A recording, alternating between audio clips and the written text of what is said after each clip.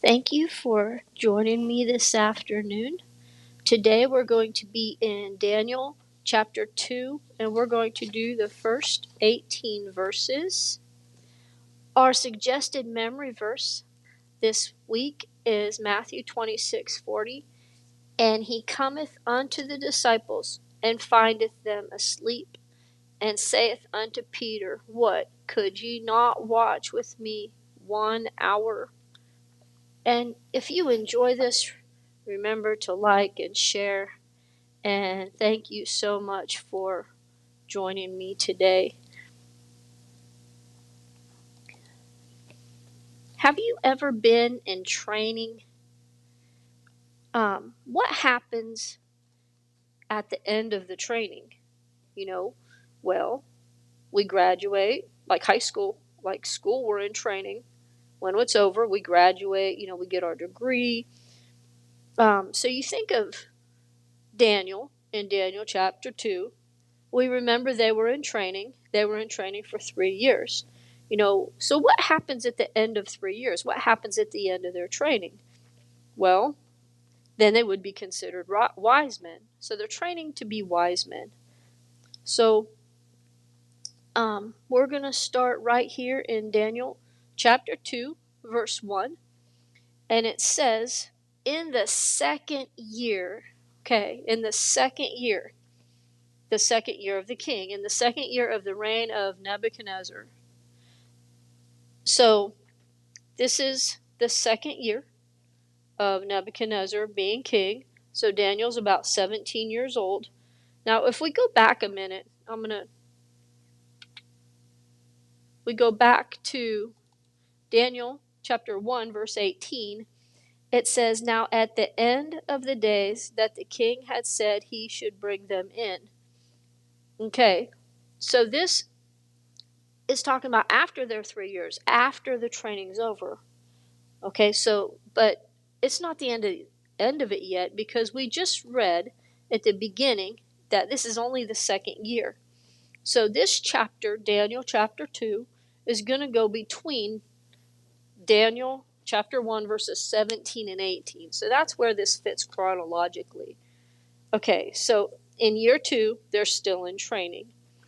Okay, and in the second year, reading verse 1 again, in the second year of the reign of Nebuchadnezzar, Nebuchadnezzar dreamed dreams, wherewith his spirit was troubled, and his sleep brake from him.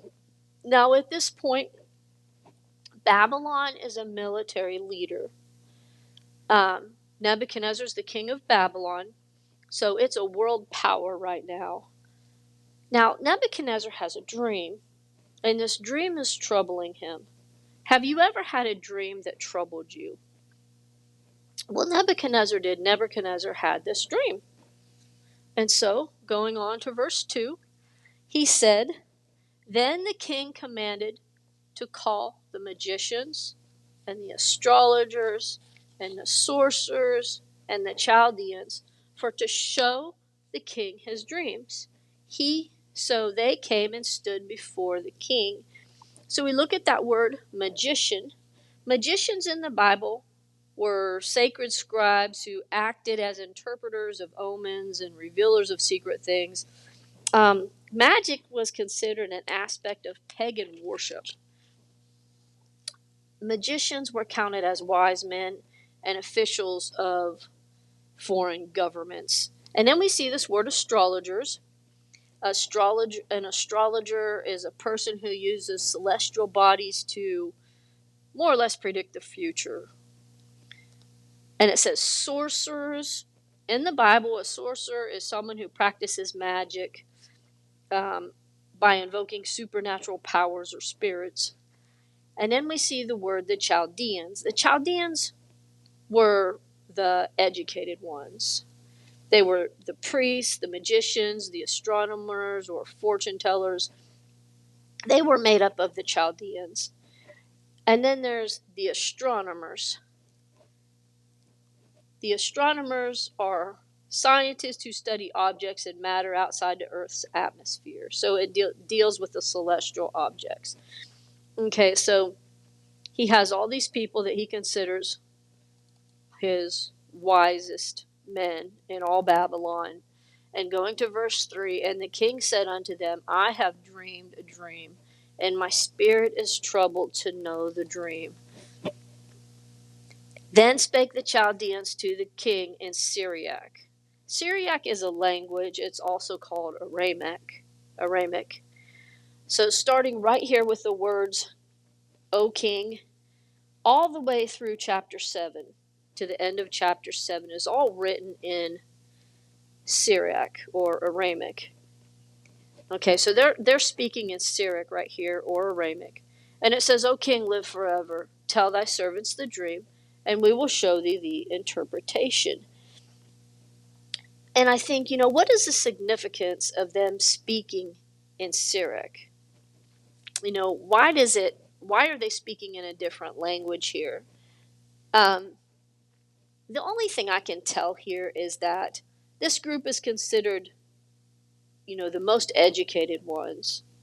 So they're speaking in a language to show, they're speaking this just to show that, they're educated, to show how smart they are, I guess. We go to verse 5, and it says, The king answered and said to the Chaldeans, The thing is gone from me. If you will not make known unto me the dream with the interpretation thereof, ye shall be cut in pieces, and your houses shall be made a dunghill. So immediately King Nebuchadnezzar starts threatening them. Hey, you're going to tell me the interpretation of my dream, or I'm going to cut you in pieces, and I'm going to make your houses a dunghill. And then we go to verse 6, and in verse 6, he says, But if you show the dream and the interpretation thereof, ye shall receive of me gifts and rewards and great honor. Therefore shew me the dream and the interpretation thereof. So in verse 5, he's using threats, but in verse 6, look, he's using bribes. Now he says, man, all you have to do is tell me the dream and the interpretation, and I'm going to give you gifts and rewards and great honor. So we can tell right now by reading this that Nebuchadnezzar is king of Babylon, and he's used to getting his way. He's used to being in control. But he's upset because he can't remember this dream. And then we go to verse 7. And they answered again and said, Let the king tell his servants the dream, and we will show the interpretation of it. The king answered and said, I know of certainty that ye would gain the time, because ye see that the thing is gone from me. But if ye will not make known unto me the dream, there is but one degree for you. For ye have prepared lying and corrupt words to speak before me, till the time be changed. Therefore tell me the dream, and I shall know that you can show me the interpretation thereof. So they're telling the king, he said, just tell us the dream and we'll tell you what it means. But we instantly see that the king doesn't trust them, because here he's saying, you've already prepared lies to tell me. And then we go to verse 10, and verse 10 says, The Chaldeans answered before the king and said, There is not a man upon the earth that can show the king's manner. Therefore, there is no king, lord, or ruler that asks such things of any magician or astrologer or Chaldean. And it is a rare thing that the king requireth, and there is none other that can show it before the king, except the gods, whose dwelling is not with flesh. Now we can see in these two verses that the Chaldeans, they recognize that only God can give Nebuchadnezzar what he's asking for. Only God could tell him his dream and the interpretation. And so it seems like they have a vague understanding of God. They're at least acknowledging that there is a God. And then we go to verse 12.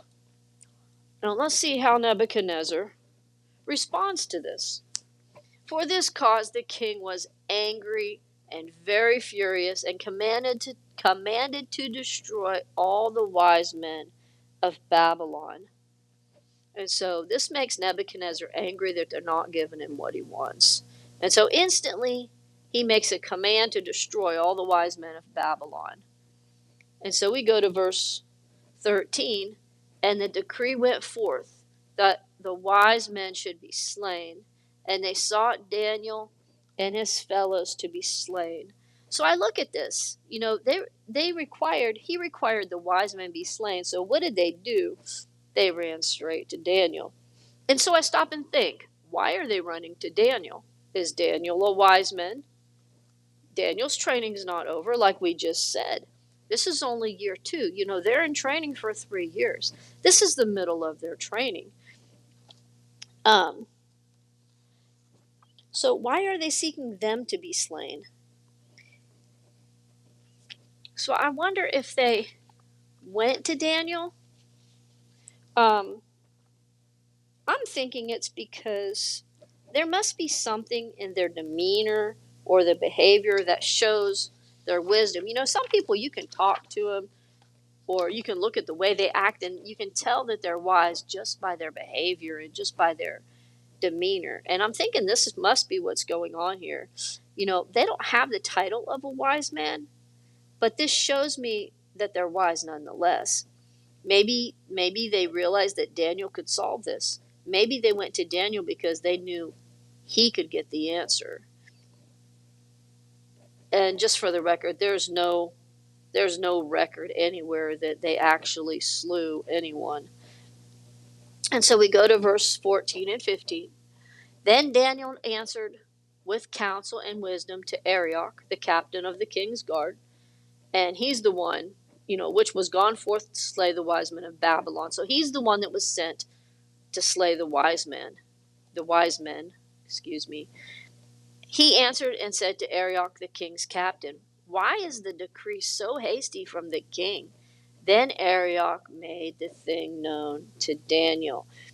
Now remember, Daniel wasn't at the meeting in verse 2 because he's not a wise man yet. He wasn't part of that group.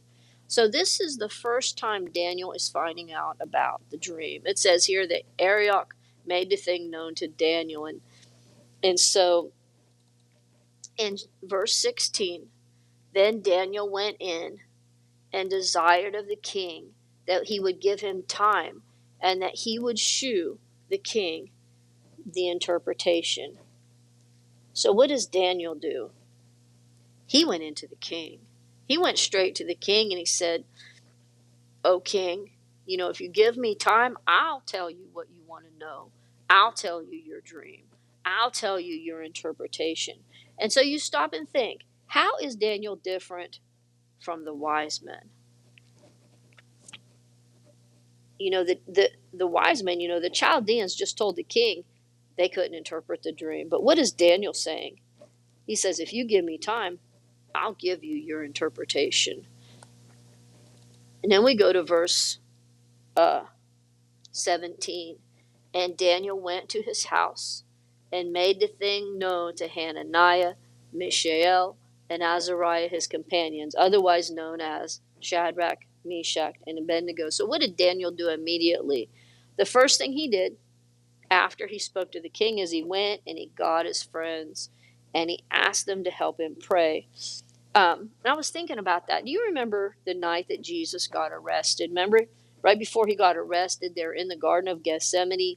And what did he ask his disciples to do? He asked them to help him pray. And they ended up falling asleep, remember? And Jesus was upset that they fell asleep. And he said, how is it that you couldn't pray with me for 1 hour? Which is also the memory verse that I chose for this week. And, Jesus says, where 2 or 3 are gathered in my name, there am I in the midst.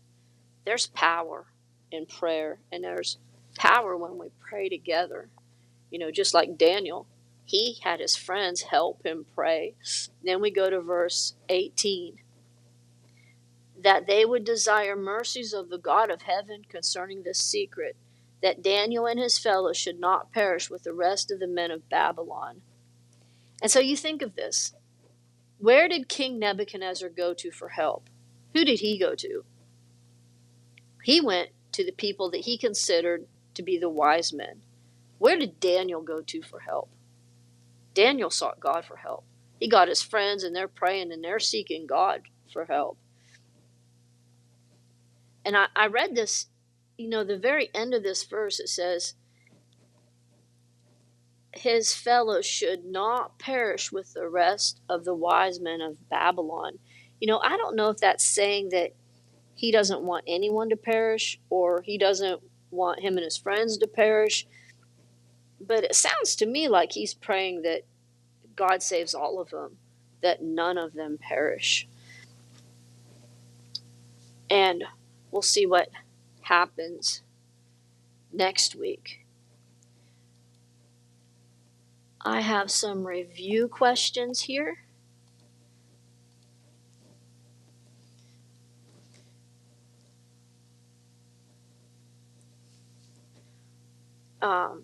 It's going through this again. Let's learn the word together. I put a few questions, study questions, over Daniel chapter 2.